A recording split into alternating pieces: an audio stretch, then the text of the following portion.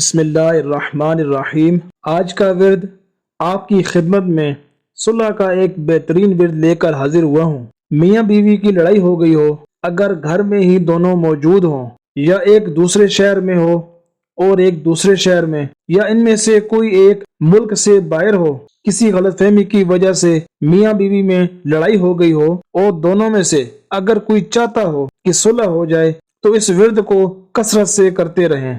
جو بھی ورد کریں مکمل یقین کے ساتھ کریں۔ ہر ورد شروع کرنے سے پہلے درود شریف ضرور پڑھ لیجئے۔